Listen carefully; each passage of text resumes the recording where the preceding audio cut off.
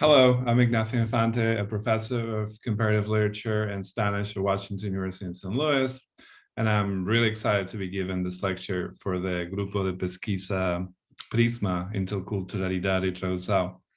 I wanted to thank first Professor Carolina Magaldi for the warm invitation to present my work as part of your group's activities, and then to be able to meet everybody later in August. My talk is titled Translation and its Archives, Survival/Afterlife. And it really is a work in progress, not only in terms of the ideas that I'm exploring here with all of you, but also in terms of the format of this presentation. For the first half, I will be reading a more formal paper. And in the second part of the presentation, I will be talking more informally about a particular literary translation project that I completed last year. So the first part will be more of a theoretical inquiry and conversation, and the second one will be considerably more practical. And then I hope to have a chance to talk in more detail about both sections as you see fit when we meet later in August. So anyway, I'll start with the more formal presentation then, and then we'll go from there. I have a PowerPoint, and I'm also reading for the computer, so I might be looking to the side of the screen, and then while I'm reading the paper, and then for the second half of the talk, I'll be talking directly to the camera. So if you see me looking to the side, I'm just reading the paper. So anyway, we'll go from here. In this presentation, I articulate some of the main ideas connected to my ongoing research project, which explores the relation between translation and the archive. Consider here as related concepts and forms of knowledge, as well as material practices, technologies, and traditions.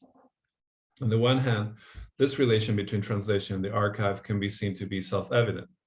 Translation preserves and expands the life of a particular work, the translated original, across time and space, parallel to the way in which an archive preserves the material life of a document or object across time and space, both as a location and through the archiving process itself, and its performative, institutional, legal, and material implications. On the other hand, however, this relation between translation and the archive opens up a series of key theoretical questions regarding the production and preservation of knowledge, the historical dimensions of creative works, and thus on the different power relations, as well as the socio-political conditions and conceptions of history connected to our understanding of both translation and the archive.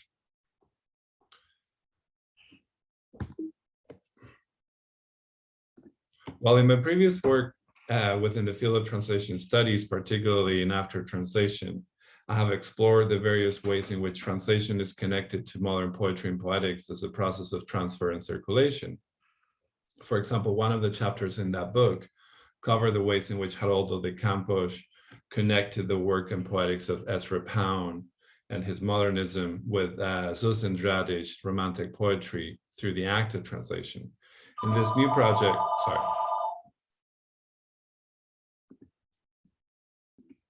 So in this new project, my focus is moving in a more general and abstract perspective, a kind of zooming out towards a wider inquiry into the forms of knowledge and historicity articulated by translation.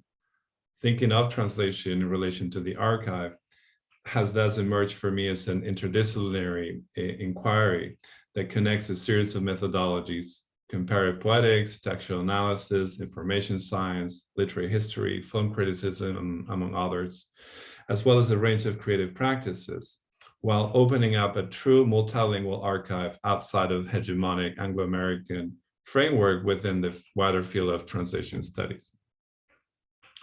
This exploration of the connection between translation and the archive can be centered upon two main related questions, which also emerge as crucial to contemporary literary and translation studies. First, in what ways does translation invoke, transmit, rearticulate, and reinforce, question, challenge, and or critique a particular archive of archives? So how is translation responding to the archive that it's connected to?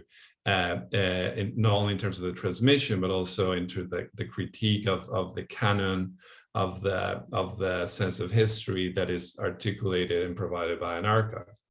On the other hand, the second question is, to what extent does an archive require translation or various forms of translation as part of its own formal, technological, institutional, political, and temporal existence? So I'm really interested in seeing this dual connection between the notion and practice of translation, the notion and practice of archives or archiving, and I see them as really relevantly connected to each other in really interesting ways that require further examination and analysis for both practices and concepts to flesh out some of the implications in relation to each other.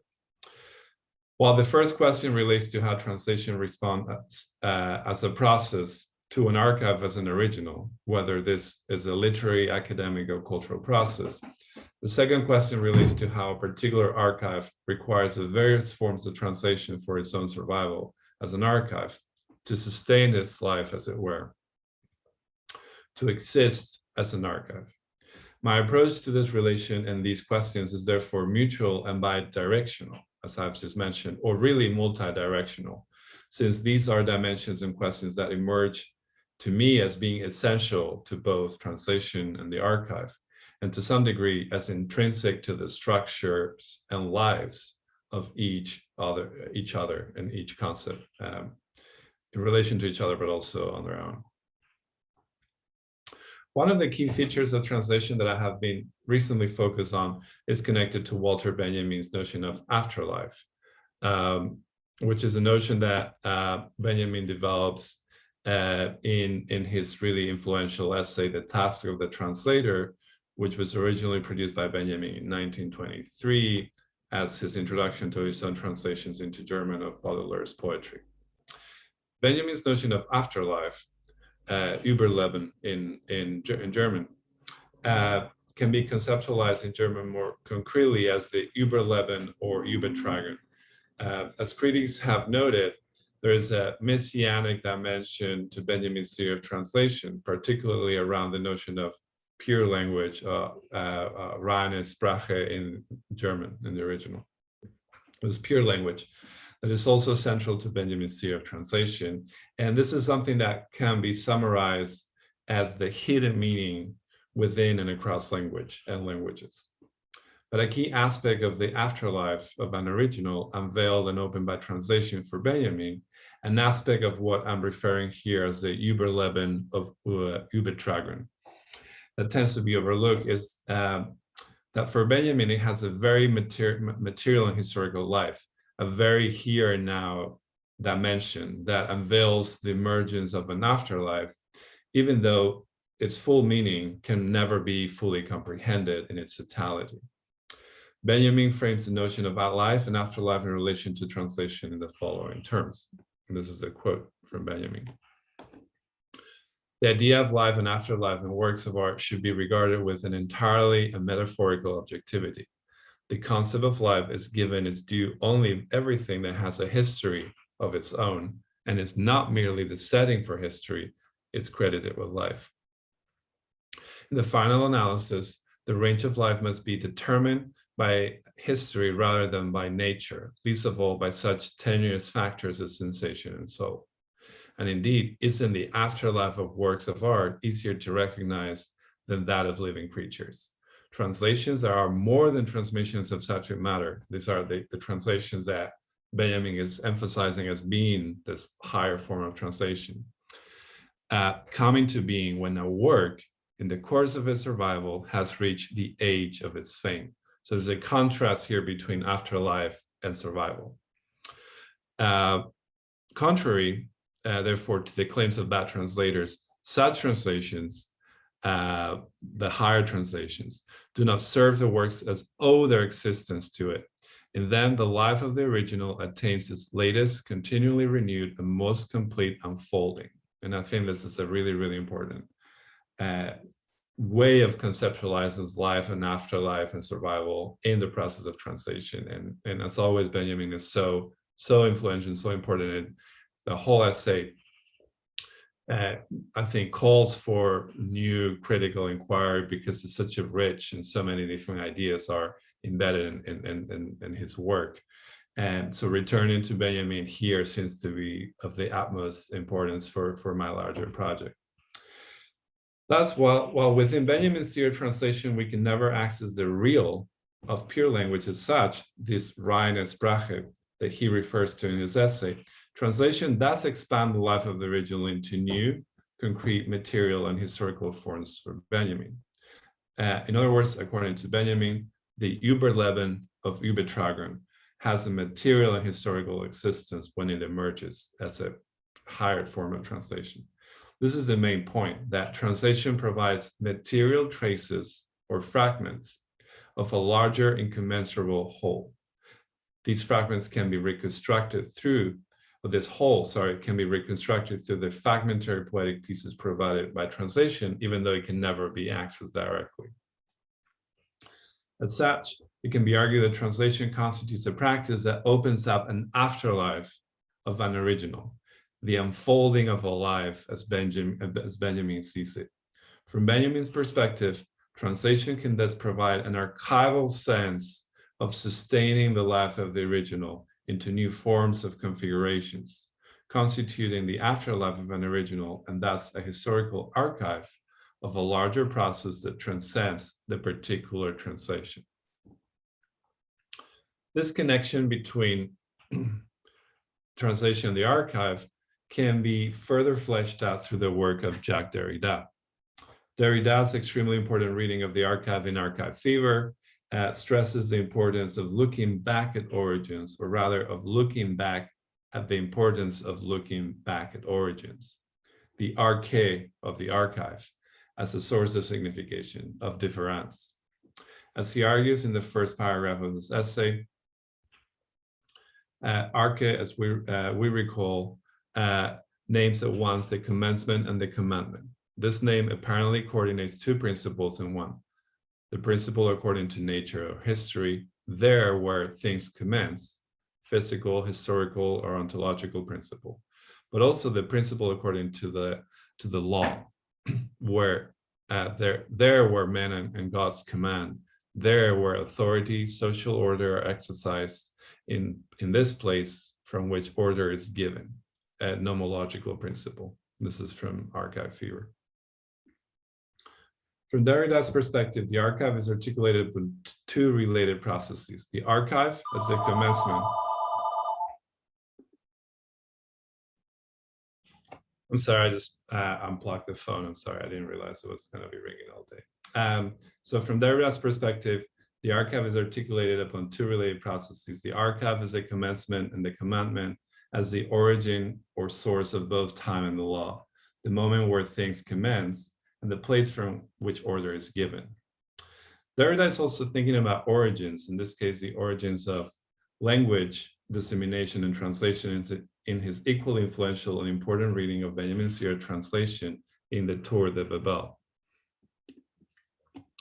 In this commitment to the arche, to archival knowledge, can be part of the reason why, in my view, in this essay, which is really a reading of Benjamin's theory of translation and also an elaboration of Derrida's own ideas on translation, is a fascinating piece. In this essay, Derrida translates Benjamin's Überleben, which we talked about as afterlife. He translated as survival. In which translation, therefore, is the continuation of the life of the original, as opposed to translation as the material proliferations and traces of the afterlives of a work. And this is the section from Derrida that really does a close reading of Benjamin's work. He's essentially saying, it is rather starting for the notion of a language and its survival in translation, then we can have access to the notion of what life and family mean. This reversal is operated expressly by Benjamin. His preface, for let us not forget, this essay is a preface, circulates without cease among the values of seed, life, and especially survival. Überleben has an essential relation with Übersetzen. There's this reversal of the way in which Überleben is translated as survival, and Übertragen is also translated as Übersetzen, which is two ways of thinking about translation in German. They're different, but they're related to each other. Now, very near the beginning, I'm just reading the quote, Benjamin seems to propose a simile or a metaphor. It opens with just as, and right away, everything moves in and about Übersetzen, Übertragen, Überleben. And this is the same passage that I read earlier from a different translation, and the one that Derrida uses for his own essay. And I think it's important here to see that the connection and in the way in which this piece also can be an example of precisely this tension between translation and the archive and the production of knowledge in relation to, the translation of Benjamin's work by two different translators and in two different contexts. Just as the manifestations of life are intimately connected with the living without signifying anything for it, a translation proceeds from the original. Indeed, not so much from its life as from its survival, Überleben, again. For a translation comes after the original, and for the important works that never find their predestined translators at the time of their birth, it characterizes the stage of their survival, Fortleben, this time survival as a continuation of life, rather than as life postmortem. This is very important, in which survival is used by Benjamin not through Überleben, but Fortleben, and while Überleben is translated as afterlife. And in a way, Derrida collapses both terms, Überleben and Fortleben, as survival, in a way because it kind of works within the context of his argument. Now, it is in this simple reality, without any metaphor, that is necessary to conceive the ideas of life and survival for works of art. So it's a fascinating case of translation and archival knowledge together here. It is important to highlight here how Derrida presents here translation as the survival of an original language across time, while I see Benjamin as presenting in his theory of translation instead the material proliferation and traces of the afterlives of a work that, following Novalis' notion of infinite versatility, which is a very important concept for Benjamin, can only be a fragment of a larger and incommensurable work. This larger overall work that incorporates everything, which conceptualized by Lacula, Bart, and Nancy as the literary absolute. And that's another really important reference in how we're reading Benjamin and Derrida here. The importance of both survival and afterlife, and the importance of the difference between both concepts emerges thus as central to an understanding of translation and the archive, as well as the archive and its translations. Both questions connecting translation and the archive here seem to point towards a reading of poetics, or unoriginal or untraditional forms, such as various literary, linguistic, textual, cultural, visual, musical media, or cognitive forms. The archive can clearly include everything in relation to history. So there's a connection between poetics, so how we're making cultural works, artistic works, aesthetic works, in relation to history. Consider here as the material trace, the expression or representation of a past event, the identity or memory, temporality in its individual, social, collective, political, sexual, economic, colonial, diasporic dimension, and thus towards the reading of history and poetics in relation to each other. And I feel this is kind of where my work is heading. There are some more, there's some of the more theoretical ideas that constitute the framing of my project, and I'm happy to talk more about this tension between survival and afterlife, as well as Derrida's and Benjamin's conceptions of translation when we meet virtually in early August. In the rest of this presentation, however, I would like to talk a bit more about the afterlife model, what I've called here the Überleben of Übertragen, since it is at the heart of my work as a translator and a scholar. There are a series of concepts that I have used in the past to conceptualize this tension, such as after translation, which was the concept, the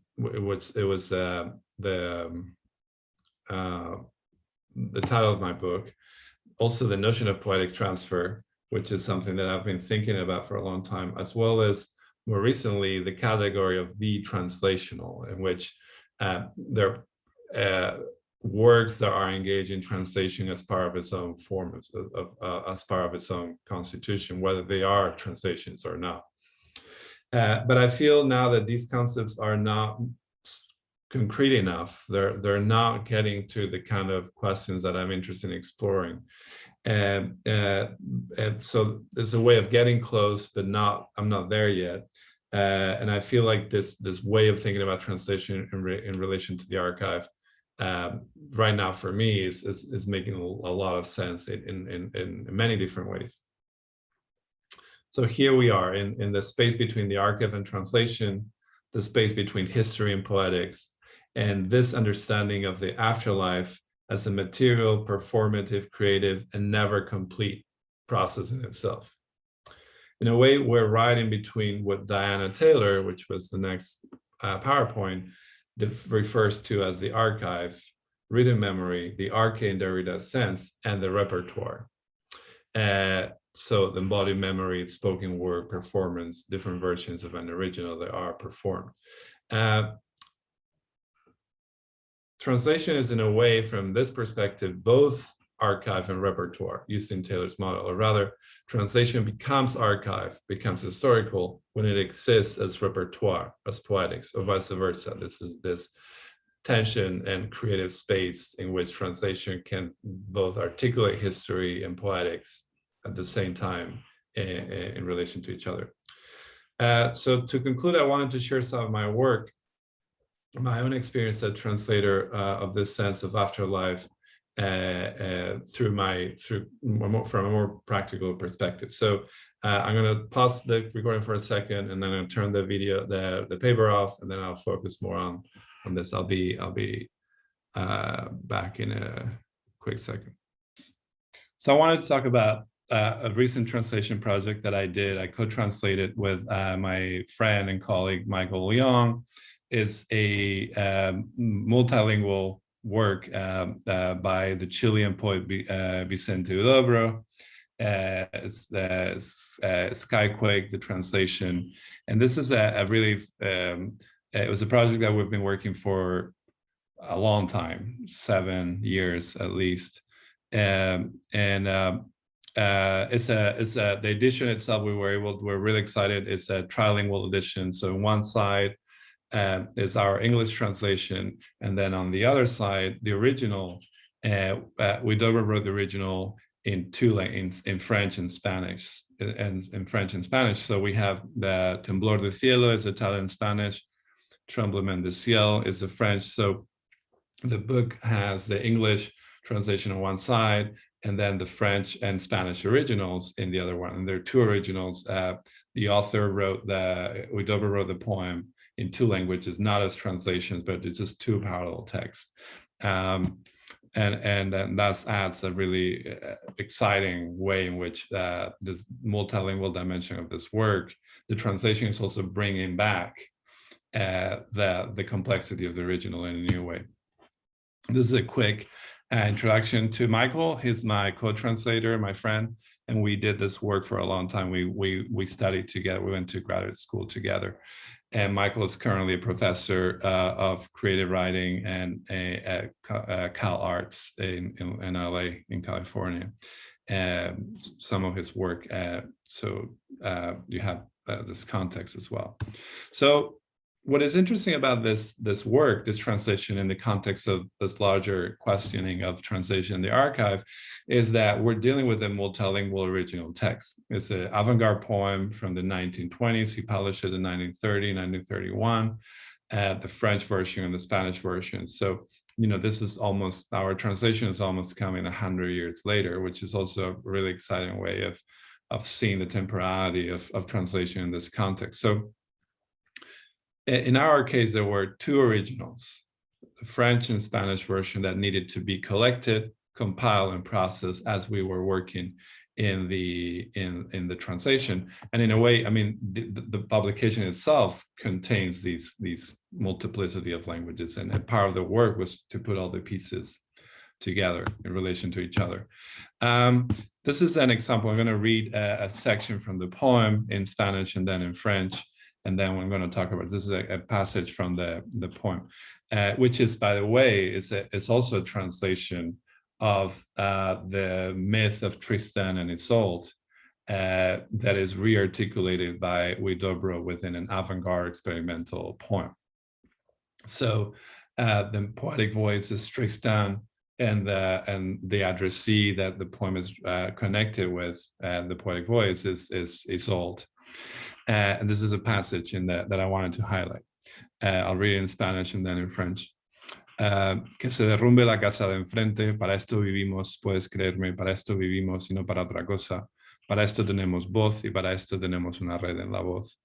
Y para esto tenemos ese correr angustiado adentro de las venas y ese galope de animal herido en el pecho. Para esto enrojece la carne martirizada de las palabras y crece el pensamiento regado por los ríos subterráneos. Para esto el aullido del sobresalto heredado del abuelo más trágico. Cortad la cabeza al monstruo que ruge en la puerta del sueño y luego que nadie prohíba nada. Alguien habla y nace una amapola en la cumbre de la voz antes que brille el opio de la mirada futura. Paz en la tierra al marinero de la noche. This is the French version of the same passage. Pour cela nous vivons, tu peux me croire, c'est pour cela que nous vivons et non pour autre chose. Pour cela nous avons une voix et pour cela nous avons un filet dans la voie. Pour cela nous avons ces courir angoisse, c'est dans les veines et ces galops d'animal blessé dans la poitrine. Pour cela rougit la chair martyrisée des morts, épouse la pensée arrosée par les rivières souterraines. Pour cela, le hurlement de sursaut hérité de la ruelle le plus tragique. Couper la tête à montre que rougit à la porte du rêve. Et après que personne n'interdise rien, quelqu'un part et lui pousse un nénuphar au sommet de son voix avant que brille l'opion du regard futur. Paix sur la terre au matelot de la nuit.